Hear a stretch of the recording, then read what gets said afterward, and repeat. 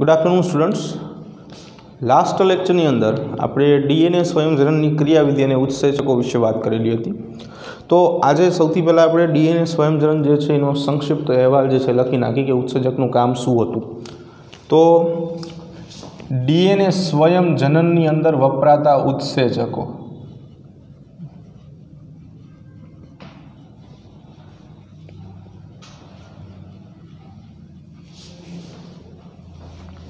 एक ट्रीक अनुसार આપણે બધા ઉત્સેચકોને યાદ રાખતા હતા।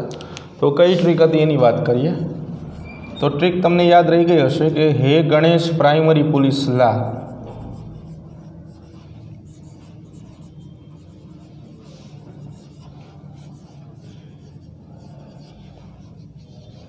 આ આપણી ટ્રીક હતી કે જેના આધારે આપણે બધા ઉત્સેચકને યાદ રાખતા હતા। એમાં અહીંયા હેથી શરૂઆત થતી હતી ડીએનએ હેલિકેઝની, जीए थी शुरुआत थती थी डीएनए गायरेजनी,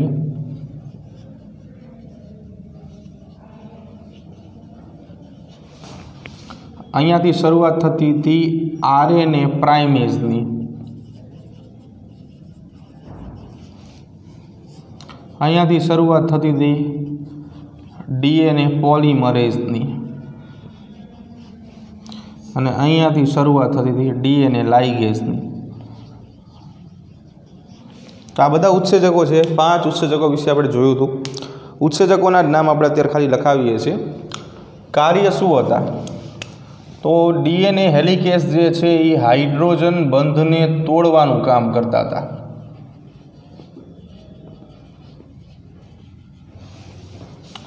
गायरेज जे छे ए डीएनए नी वधु पड़ती गूंचवाई गयेली कुंतल ने सामान्य स्वरूप में लावता था।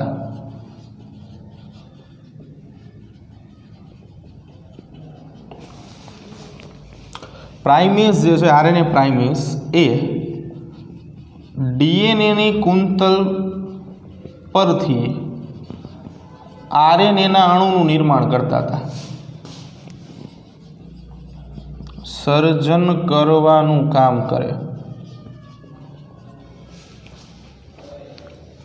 डीएनए पॉलीमरेज जे छे ए विलंबित श्रृंखला अथवा तो टूटक श्रृंखला, विलंबित श्रृंखला अथवा तो टूटक श्रृंखला ना घटकों ने जोड़ी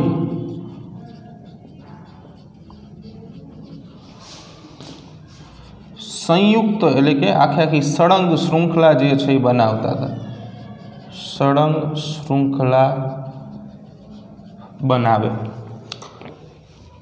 डीएनए लाइगेजनुं काम आपणे समजाव्युं हतुं के डीएनए नी कुंतलने जोड़े छे। तो एक आखा आखा पॉइंटनी अंदर आपणे जेटला पण उत्सेचको विषे वात करेली हती ए उत्सेचकोना काम लखी नाख्या। एटले हवे शुं थाय के तमे कदाच खाली उत्सेचकोना कार्य याद राखो तो अंदरनी प्रक्रिया तमे समजी शको, एटले खाली आना आधारे तमे लखाण पण लखी शको। बराबर छे। तो आ बधा स्वयंजननना उत्सेचको हता अने एना कार्य।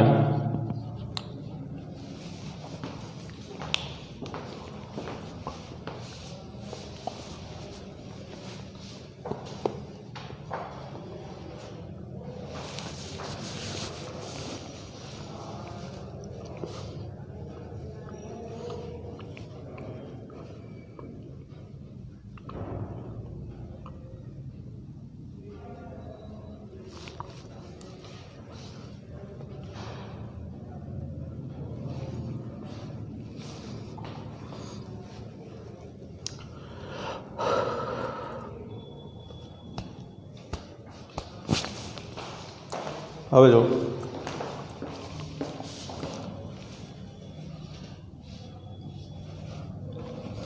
આગળનો નવો મુદ્દો જે છે અત્યારે આપણે ધ્યાનમાં લેવાનો છે। 5 ઉત્સેચકો વિશે વાત કરેલી હતી ડીએનએ સ્વયંજનનના। એની અંદર એક ઉત્સેચક હતું પ્રાઇમેસ, આરએનએ પ્રાઇમેસ। હવે જે ટોપિક સમજશું એની અંદર આ આરએનએ પ્રાઇમેસનો ફાળો જે છે ને બહુ જ અગત્યનો છે। તો હવે નવા ટોપિકની વાત કરવાની છે આપણે।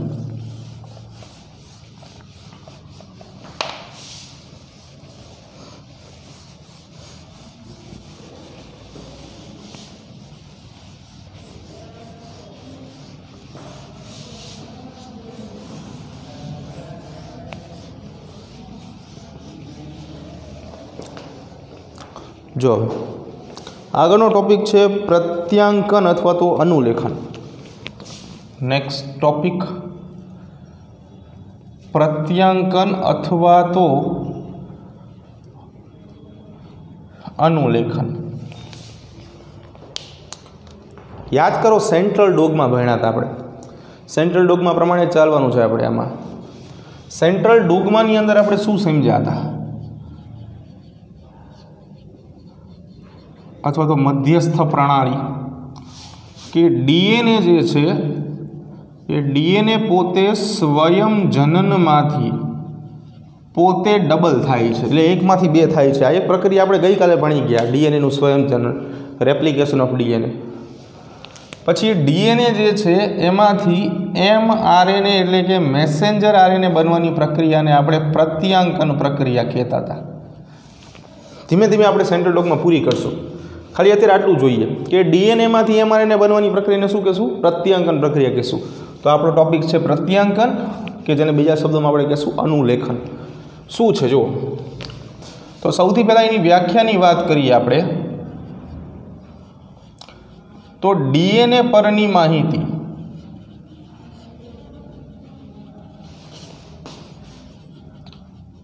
આરએનએ, ડીએનએ પરની માહિતી આરએનએ પર આવવાની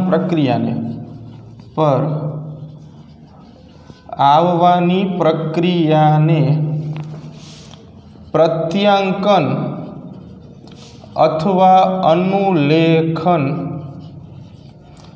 પ્રક્રિયા તરીકે ઓળખવામાં આવે છે.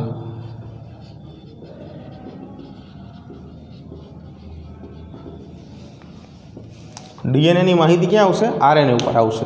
અથવા સીધી તમે એવી પણ વ્યાખ્યા લખી શકાય કે ડીએનએમાંથી mRNA બનવાની પ્રક્રિયા, પણ એ ખાલી સમજવા પૂરતી બરાબર છે, લખવા પૂરતી આ વ્યાખ્યા બરાબર રહેશે. તો પ્રત્યાંકનની પ્રક્રિયામાં ડીએનએ ઉપરની માહિતી આરએનએ ઉપર આવે છે. કેવી રીતે? તો યાદ કરો, ડીએનએ સ્વયંજનન ટોપિક બહુ અગત્યનો છે. ઘણા ટોપિક, હજી 1-2 ટોપિક સુધી આપણે સ્વયંજનન ઉપર થોડુંક આધાર રાખવો પડશે. કે ડીએનએની જે શૃંખલા હતી, લાઈક ધીસ, આવી રીતે શૃંખલા જે છે હતી, એની અંદર આપણે એવી ચર્ચા કરેલી હતી કે જે પ્રથમ શૃંખલા જે બને છે,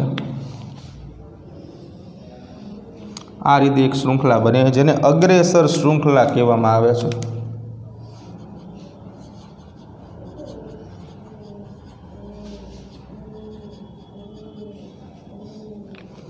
બીજી શૃંખલા જે છે જેને આપણે વિલંબિત શૃંખલા કહેતા હતા. એ પહેલાં અગ્રેસર શૃંખલાની દિશા તમને ખબર છે કે 5' થી 3' દિશામાં હશે. ડાયરેક્શન એની શું છે? 5' થી 3'. બીજી શૃંખલા જે છે જે બનતી હતી, જે એકદમ તૂટક સ્વરૂપે બનતી હતી, આવી રીતે, કે જેને આપણે વિલંબિત શૃંખલા કહેતા હતા અથવા તો તૂટક શૃંખલા કહેતા હતા.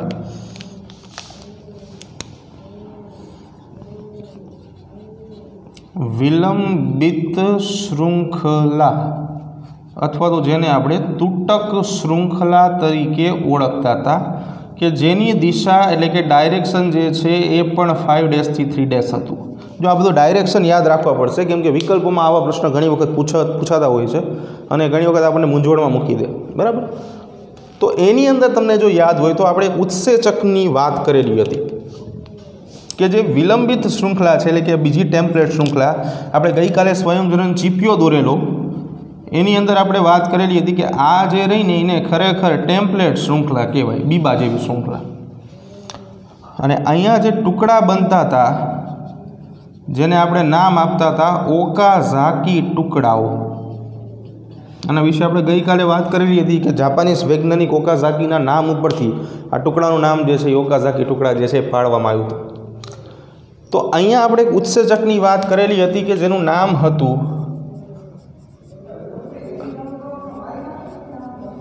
RNA primase. બરાબર? આરએનએ પ્રાઇમેસ જે છે એનો ફાળો થોડોક અગત્યનો રહેશે અહીંયા. તો આરએનએ પ્રાઇમેસ શું કરે છે? તો આરએનએ પ્રાઇમેસ જે છે એ ડીએનએમાંથી આરએનએ બનાવશે. ડીએનએમાંથી આરએનએ બનાવવાનું કાર્ય કરશે. એટલે આપણે આજે સ્વયંજનનના ઉત્સેચકો વિશે વાત કરી. તો ડીએનએમાંથી આરએનએ કઈ રીતે બનશે? તો જે મુજબ આપણે વાત કરી હતી કે અહીંયાનો એક પહેલો ટુકડો કે જેને આપણે કહીએ છીએ પ્રાઇમર, આ આરએનએમાં રૂપાંતરિત થશે.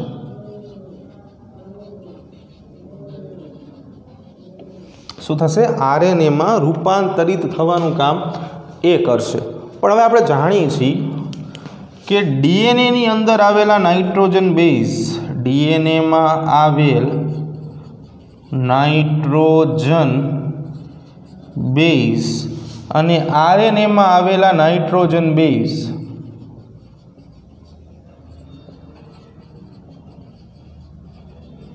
એમાં થોડોક તફાવત છે. શું તફાવત છે? કે અહીંયા એડેનિન, ગ્વાનિન, સાઇટોસિન ને થાઇમિન છે, પણ અહીંયા એડેનિન, યુરેસિન, ગ્વાનિન અને સાઇટોસિન છે. તો ખાલી આટલો એક તફાવત જે છે બંને વચ્ચે રહેશે. શું તફાવત રહેશે બંને વચ્ચે? તો તફાવત ખાલી એટલો રહેશે કે જે અહીંયા થાઇમિન ડીએનએમાં જોવા મળે છે, પણ આરએનએમાં શું જોવા મળશે? યુરેસિન જોવા મળશે. એટલે કે ડીએનએમાં થાઇમિન નાઇટ્રોજન બેઝ જોવા મળે છે, ટી જોવા મળશે, જ્યારે આરએનએમાં યુરેસિલ નાઇટ્રોજન બેઝ જોવા મળશે. બાકી બધું એઝ યુઝ્યુઅલ રહેશે. તો પ્રશ્ન થાય કે કેવી રીતે આવું બનશે? તો ફોર એક્ઝામ્પલ આપણે એક એક્ઝામ્પલ તરીકે ડીએનએની ટેમ્પલેટ શૃંખલા વિચારી લઈએ કે આવી રીતે આ એક ડીએનએ હતી, કુંતલ ડીએનએ, ડીએસ ડીએનએ જેને આપણે કહીએ છીએ.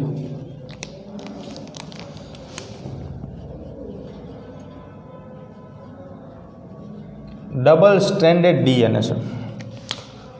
હવે આ ડીએનએની કુંતલ છૂટી પડે છે, બે કુંતલ બનાવે છે. તો આપણે એવું દર્શાવી દઈએ કે ભાઈ આ ઉદાહરણ તરીકે છૂટી પડેલી એક કુંતલ છે. છૂટી પડેલી કુંતલની અંદર નાઇટ્રોજન બેઝ ઉદાહરણ તરીકે AgTG તરીકે છે. એટલે આવી રીતે છે AgTG C A T C અને G. જો આ ટેમ્પલેટ શૃંખલા બની છે અને એની અંદર નાઇટ્રોજન બેઝ જે છે એ આપણે અહીંયા ગોઠવી દીધા છે. હવે જે મુજબ આપણે વાત કરી છે કે જે આ ટેમ્પલેટ છે એ ડીએનએની ટેમ્પલેટ છે. ડીએનએની ટેમ્પલેટ શૃંખલા શું છે? આ ડીએનએની ટેમ્પલેટ શૃંખલા. હવે ટેમ્પલેટ શૃંખલા જે મુજબ આપણે જાણીએ છીએ કે આવી ટેમ્પલેટ શૃંખલા પોતાની બે પૂરક શૃંખલા બનાવે.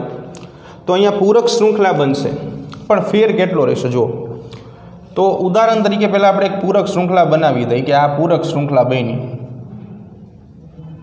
આવી રીતે, બરાબર. ફેર કેટલો છે? જો કે અહીંયા જે એડેનિન છે એની સામે થાઇમિન હોવું જોઈએ ડીએનએમાં, પણ આરએનએમાં એની સામે શું છે? યુ છે. એટલે આટલું ખાલી સમજી લ્યો કે જો ડીએનએની અંદર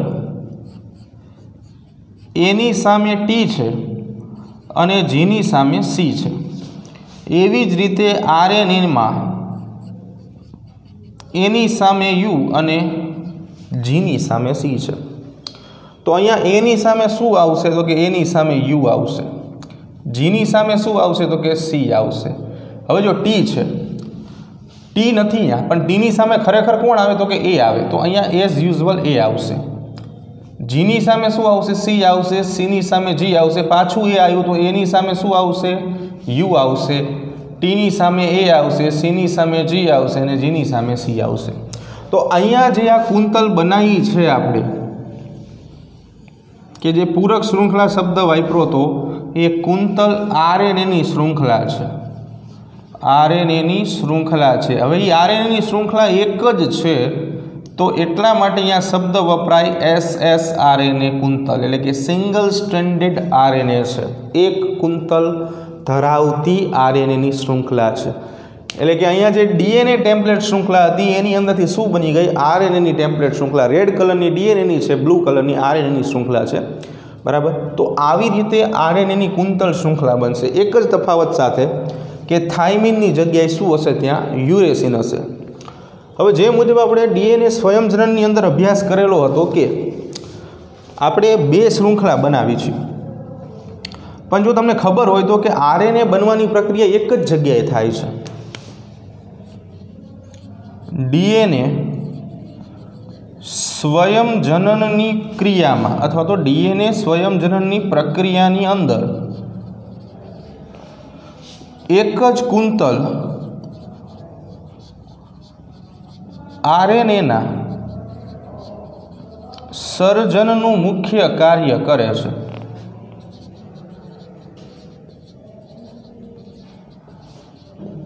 જે માત્ર એક જ RNAની કુંતલ બનાવશે.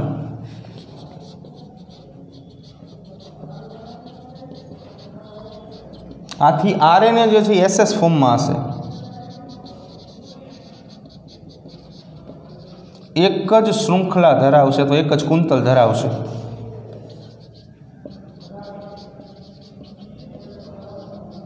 કે જેને SSRNA આપણે કીધું. અહીંયા પ્રત્યાંગનની પ્રક્રિયા પૂરી થાય છે, પણ હજી આપણે અમુક ટોપિક સમજવાના છે.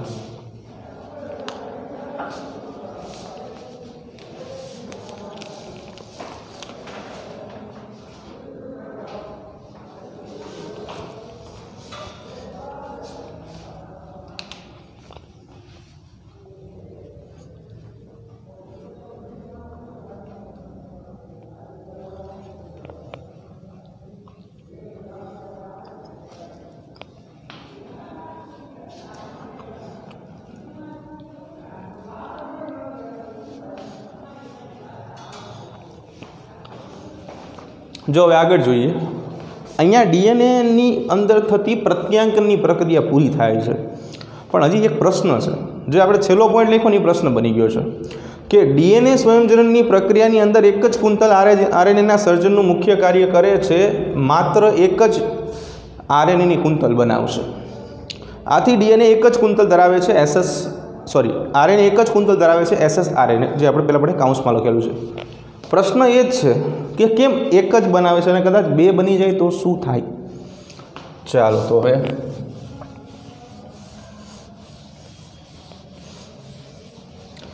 જો પ્રશ્ન કદાચ એવો હોય કે શા માટે એક જ RNAની કુંતલ બને છે, તો એનો જવાબ એકદમ સહેલો બની જાય કે ભાઈ એક જ કુંતલ RNAની એક જ ટેમ્પલેટ શૃંખલા એવી છે કે જે DNAના પ્રત્યાંકનની ક્રિયા સાથે સંકળાય છે, એટલા માટે SS ફોર્મમાં બને છે. પણ બીજો પ્રશ્ન છે કે કદાચ જો આ કુંતલ જે એક RNAની કુંતલ બને છે એ કદાચ ડબલ બને, એટલે કે DS ફોર્મમાં બને તો શું થાય? બરાબર છે, ઓકે. જો હવે એની વાત કરીએ આપણે.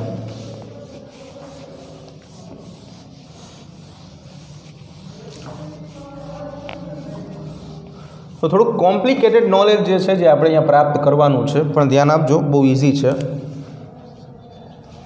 DNA સ્વયંજનનની પ્રક્રિયા ક્યાં થાય છે પહેલાં તો આપણને એ ખબર હોવી જોઈએ.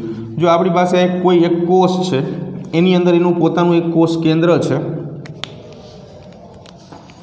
અને એ કોષ કેન્દ્રની અંદર ઉદાહરણ તરીકે આવી રીતે DNAની કુંતલ લાંબી એવી આવેલી છે, અથવા જનીન દ્રવ્ય આવેલું છે. અને બાકીનો વિસ્તાર જે છે કોષ કેન્દ્રની અંદર પોતાનો કોષ કેન્દ્ર રસ છે, બરાબર છે, એક મોટી એવી કોષ કેન્દ્રિકા છે, અને કોષની અંદર બાકીનો કોષ રસનો વિસ્તાર છે.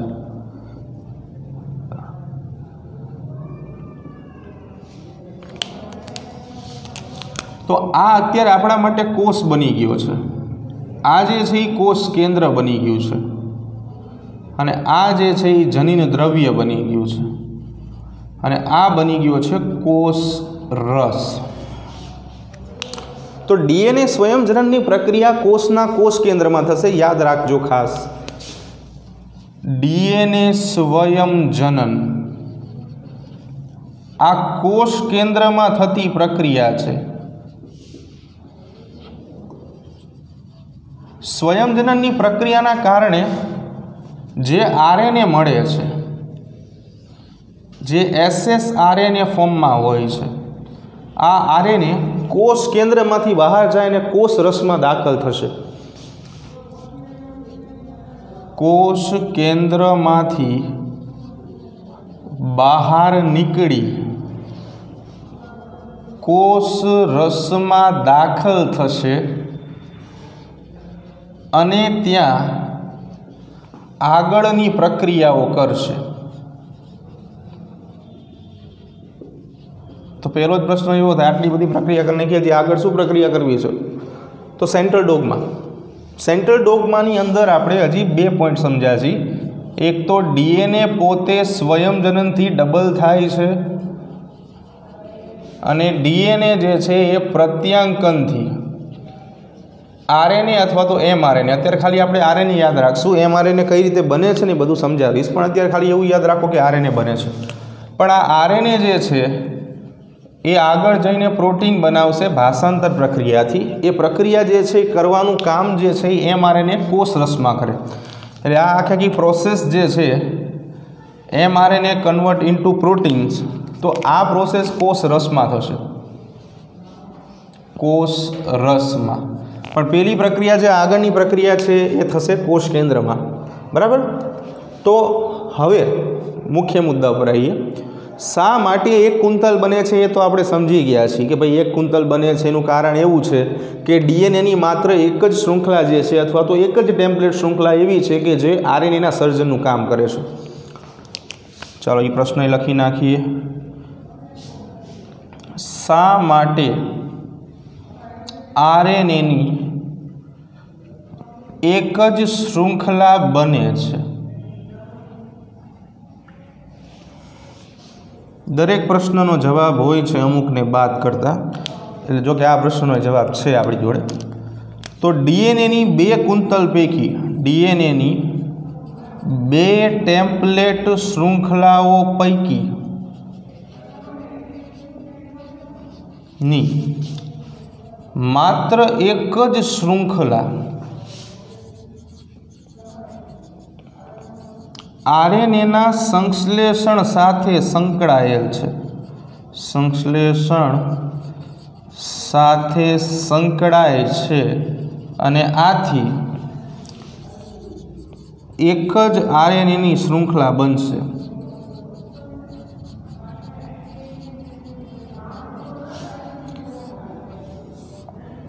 કે જેને એસએસઆરએનએ સિંગલ સ્ટ્રેન્ડેડ આરએનએ તરીકે આપણે ઓળખીએ છીએ. પ્રશ્ન હવે એવો છે કે કદાચ 2 બને તો શું થાય? પ્રશ્ન, જો આરએનએની 2 શૃંખલાઓ અથવા તો 2 કુંતલ બને તો શું થાય? જો સેન્ટ્રલ ડોગમા ઉપર નજર કરો, ડીએનએમાંથી એમઆરએનએ બની ગયું છે, હવે એમઆરએનએમાંથી પ્રોટીન બનશે. તો કહેવાનો અર્થ એવો થયો કે જે એમઆરએનએ બન્યું છે અથવા તો ખાલી આરએનએ બન્યું છે એ આરએનએ પ્રોટીન બનાવવામાં સહાયતા કરે છે અને પ્રોટીનનો બંધારણીય એકમ છે એમિનો એસિડ. એમિનો એસિડ શું છે? તો કે ભાઈ એનો બંધારણીય એકમ છે. તો સૌથી પહેલાં આરએનએને પ્રોટીન બનાવવા માટે જરૂરિયાત તો એમિનો એસિડની જ પડવાની છે. તો એવું થાય છે કે જે આરએનએ છે એ એમિનો એસિડને ચોક્કસ પ્રકારના સંકેતો પ્રદાન કરે છે અને જેના કારણે એમિનો એસિડ જે છે એ ભેગા થાય છે અને પછી પ્રોટીન બને છે. તો હવે વાત આ છે કે જો આરએનએની 2 શૃંખલા બને તો શું થાય સમજો. ચાલો ફોર એક્ઝામ્પલ કે આ એક આરએનએની કુંતલ બની જેને આપણે નામ આપી એસએસઆરએનએ. પ્રશ્ન એવો છે કે કદાચ આવી 1 નહીં પણ 2 બની જાય, લાઈક ધીસ, આવી રીતે કદાચ 2 બની ગઈ તો એને આપણે નામ આપીએ છીએ ડીએસઆરએનએ. હવે એક એસએસઆરએનએની કુંતલ છે એ પ્રોટીનના સર્જન માટે જરૂરી એમિનો એસિડનું સંકેતન કરી શકે। એક જ કુંતલ પ્રોટીન સંશ્લેષણ માટેના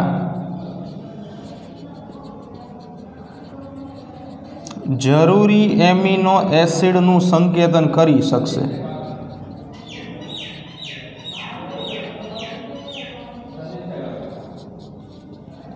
પણ હવે બે બની છે, વિચાર કરો, જો બે કુંતલ હોય તો થોડી તકલીફ શું સર્જાય છે કે બંને ટેમ્પલેટ તરીકે કામ કરે તો એના કારણે પ્રોટીન જે છે એ ભિન્ન એમિનો એસિડનું સંશ્લેષણ કરે। જો બે આરએનએની કુંતલો બને અથવા તો શૃંખલા બને તો બંને શૃંખલાઓ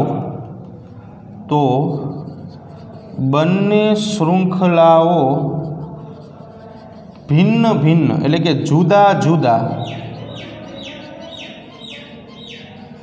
એમિનો એસિડનું સંકેતન કરશે।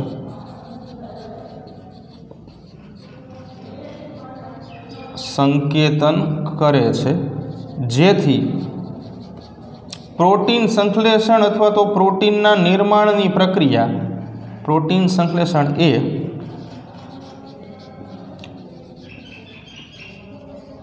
જટિલ બની જાય છે। શું બની જાય છે? જટિલ બની જાય છે પ્રોટીન સંશ્લેષણ। કેમ જટિલ બને? જો એક જ કુંતલ હોય તો જે સીધા સંદેશ આપે ને તો એ એમિનો એસિડ દ્વારા સ્વીકારવામાં આવે અને બધા amino acid line to line ગોઠવાઈને પોલીપેપ્ટાઇડની શૃંખલા બનાવે। પણ હવે અહીંયા બે જણા છે। તમે એક વસ્તુ વિચારો, જો કે આપણી પાસે એક વ્યક્તિ છે, જો એક વ્યક્તિ સૂચન કરશે અથવા તમને કોઈ સૂચના આપશે તો તમે એક જ વ્યક્તિની સલાહ માનશો, બરાબર છે? પણ હવે કદાચ વિચારો કે બે વ્યક્તિ છે, એક વ્યક્તિ તમને એમ કહે છે કે ભાઈ અત્યારે બાયોલોજીનો લેક્ચર છે ને બીજો વ્યક્તિ તમને એમ કહે છે કે અત્યારે કેમિસ્ટ્રીનો લેક્ચર છે, ચાલો વાંચવાનું ચાલુ કરો। તો અડધા શું કરશે? બાયોલોજી વાંચશે, અડધા કેમિસ્ટ્રી વાંચશે। તો સંતુલન ક્લાસમાં જળવાશે નહીં। સેમ ટુ સેમ અહીંયા કે અહીંયા જ્યારે એક જ કુંતલ છે તો એક જ સંદેશો આપશે અને એ જ સંદેશા મુજબના એમિનો એસિડ જે છે એ સ્વીકારવામાં આવશે। પણ જ્યારે બે કુંતલ બની જાય છે તો બે કુંતલ જે છે એ બે કુંતલ બે પ્રકારના સંદેશા આપે છે। તો એ બે સંદેશાઓના કારણે એમિનો એસિડ જે છે એ પ્રોપર માત્રામાં જોડાઈને પ્રોટીન બનાવી શકતા નથી, એટલે પ્રોટીન સંશ્લેષણનું કામ કેવું થઈ જાય છે? જટિલ બની જાય છે, બરાબર? તો અહીંયા આપણે ફાઇનલી પ્રત્યાંકનની પ્રક્રિયા પૂરી કરી છે।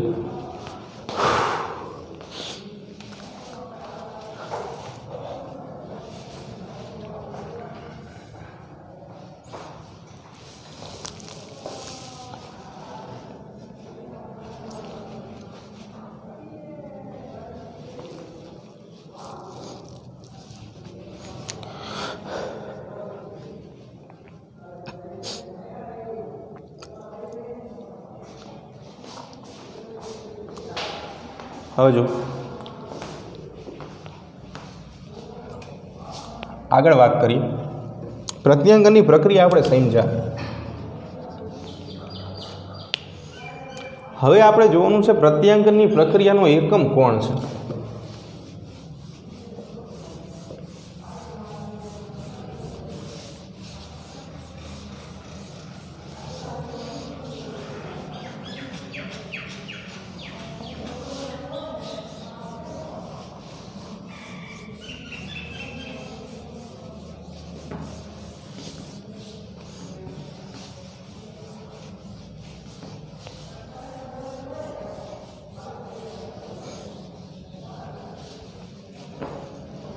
જો તો આગળનો મુદ્દો આપણે ધ્યાનમાં લેવાનો છે જેનું નામ છે પ્રત્યાંકન એકમ।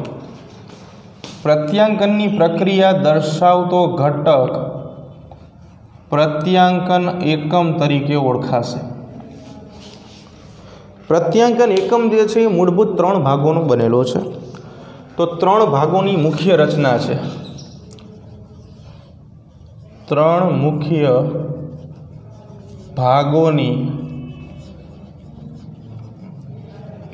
બનેલી રચના છે, જેમાં પહેલા ભાગને આપણે નામ આપશું પ્રમોટરનો વિસ્તાર, બીજા નંબરને બંધારણીય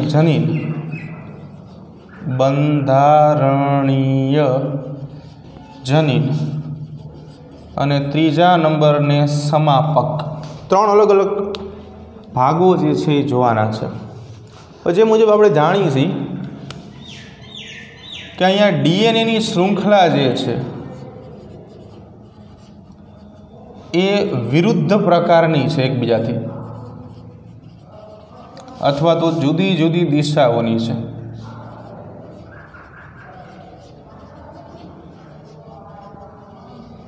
કઈ રીતે સમજીએ જો આપણે કે ફોર એક્ઝામ્પલ કે મારી પાસે ડીએનએની કુંતલ છે, આવી રીતે એક કુંતલ છે, તો એ એકની દિશા શું છે તો કે ઉદાહરણ તરીકે 5' to 3', તો એની સાથે સંકળાયેલી બીજી કુંતલ છે એની દિશા શું થઈ જશે 3' to 5'. આમાં ખબર ન પડે તો અહીંયા ધ્યાન આપો.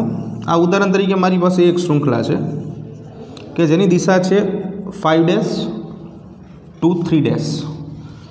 બીજી એની એક્ઝેક્ટ ઓપોઝિટ શૃંખલા હશે 5' to 3'. બરાબર છે. તો આવી રીતે બે અલગ અલગ પ્રકારની ધ્રુવીય શૃંખલા જે છે એ આપણા ડીએનએની અંદર હશે. કયા ડીએનએની અંદર તો કે ડીએસ ડીએનએની અંદર, ડબલ સ્ટ્રેન્ડેડ ડીએનએની અંદર બે અલગ અલગ શૃંખલા હશે. તો એને વિરુદ્ધ પ્રકારની શૃંખલા અથવા તો જુદી જુદી દિશાની શૃંખલા કહેવાય, એકબીજાની ઓપોઝિટ ડાયરેક્શનની શૃંખલા જે છે એ હશે. તો હવે અહીંયાથી આગળ પ્રક્રિયા વિચારવાની છે. યાદ કરો ડીએનએ સ્વયંજનન.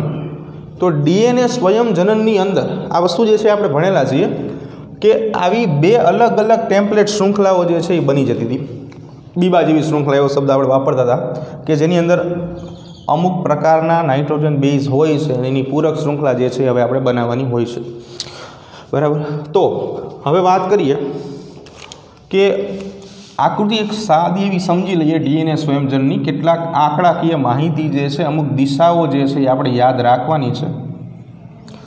તો વિચારો કે આપણે એવું કીધું હતું કે આ જે છે એ 3' પાર્ટ છે ને આ જે છે એ 5' પાર્ટ છે. અહીંયાથી પ્રોસેસ શરૂ થશે ને અહીંયા પ્રોસેસ પૂરી થશે. બરાબર છે. ઓકે. હવે જો તમને યાદ હોય તો કે પહેલી શૃંખલા જે બની જતી હતી અહીંયા એનું નામ હતું અગ્રેસર શૃંખલા. શું નામ હતું? અગ્રેસર શૃંખલા.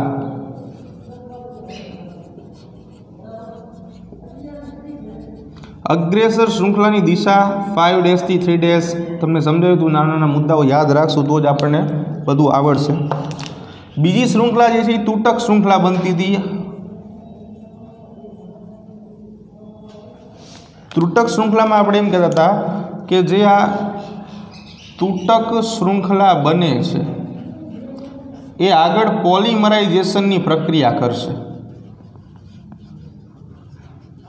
અને આ પોલિમરાઇઝેશનની પ્રક્રિયામાં ડીએનએ પોલિમરેઝ ઉત્સેચક કામ કરશે. બરાબર.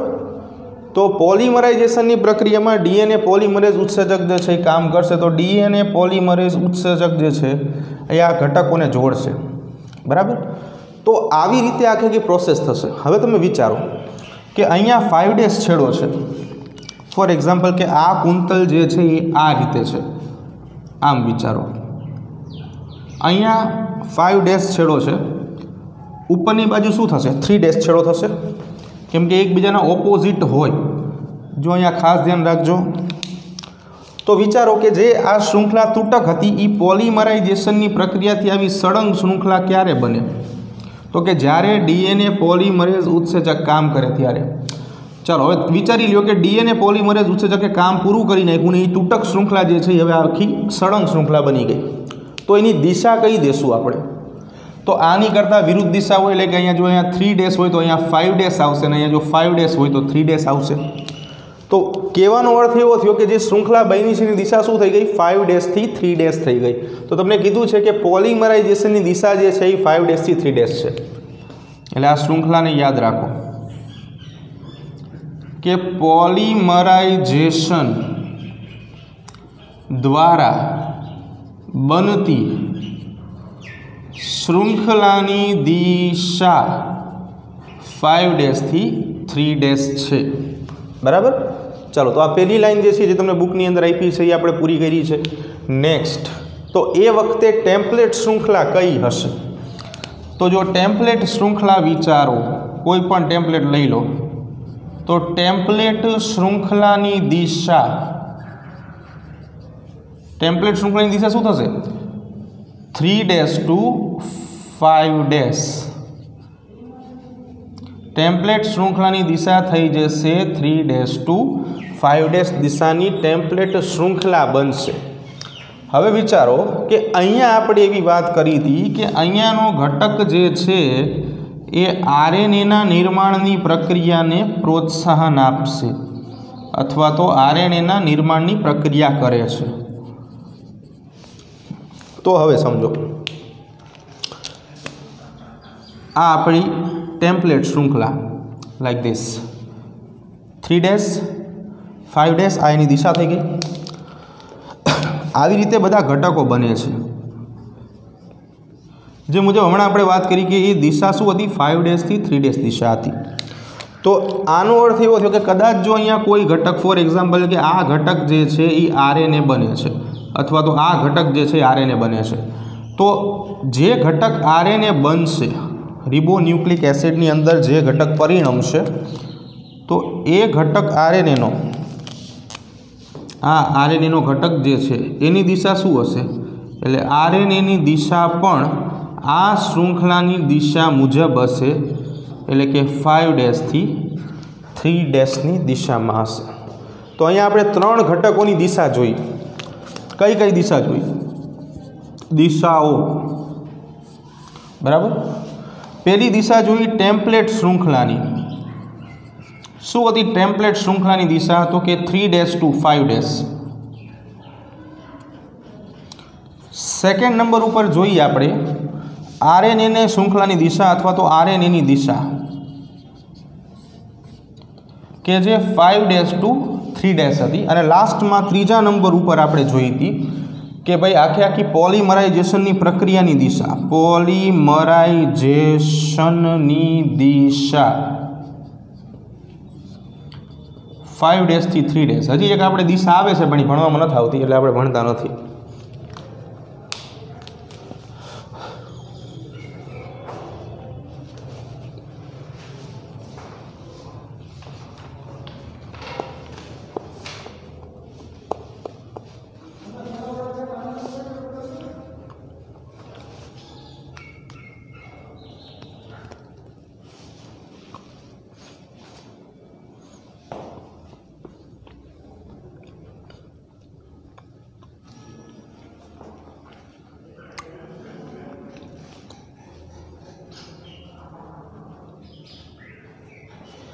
ઓકે, આગળ જઈએ આપણે।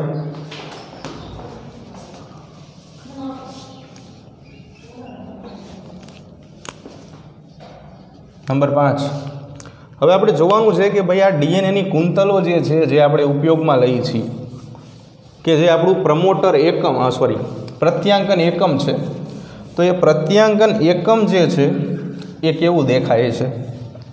એટલે કે પ્રત્યાંકન એકમ જે છે એનું બંધારણ ધ્યાનમાં લેવાનું છે। તો પ્રત્યાંકન એકમનું બંધારણ જે છે એ હવે આપણે સમજીએ કે પ્રત્યાંકન એકમ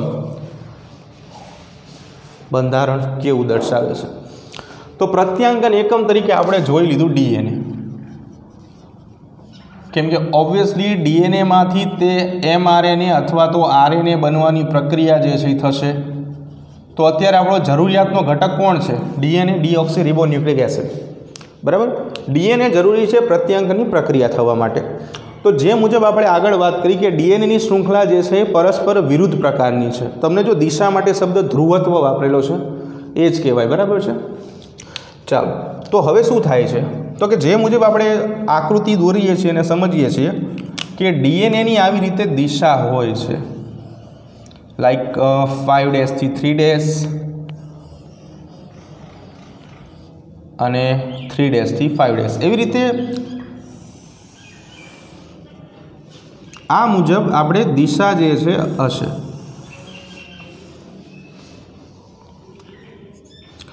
ઉદાહરણ તરીકે 5 to 3 અને 3 બરાબર। તો કહેવાનો અર્થ એવો થાય કે પરસ્પર વિરુદ્ધ આપણે કેમ કહીએ છીએ? તો એકનો 5 નીચે બીજાનો 3, એવી રીતે એકનો 3 નીચે બીજાનો 5। તો કહેવાનો અર્થ એવો થાય કે આ બે એકબીજાની શું છે? પરસ્પર વિરુદ્ધ પ્રકારની શૃંખલા જે છે એ થશે, બરાબર। તો અહીંયાનો જે વિસ્તાર છે, આ પાર્ટ શરૂઆતનો જે વિસ્તાર છે આ વિસ્તારને પ્રમોટર તરીકે ઓળખવામાં આવે છે. શું કહેશું આપણે એને? પ્રમોટર કહેશું. એટલે કે જો 5' થી 3' દિશા ધરાવતી શૃંખલા માટે 5' નો છેડો પ્રમોટર છે, જ્યારે આ ઊંધી શૃંખલા માટે 3' નો છેડો જે છે એ પ્રમોટર રહેશે. એટલે આ ખાસ એક યાદ રાખશું આપણે. બીજા નંબર ઉપર સમાપકનો વિસ્તાર.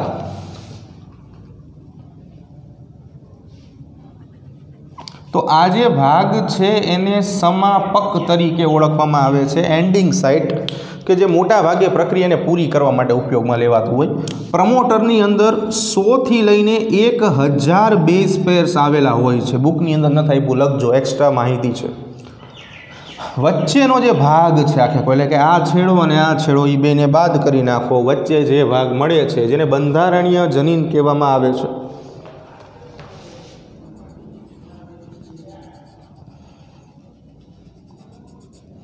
આ ભાગને આપણે નામ આપશું બંધારણીય જનીન. બરાબર? કે જે કોડિંગ શૃંખલા અથવા તો સાંકેતિક શૃંખલા ધરાવે છે. તો સાંકેતિક શૃંખલા શું છે જોઈએ.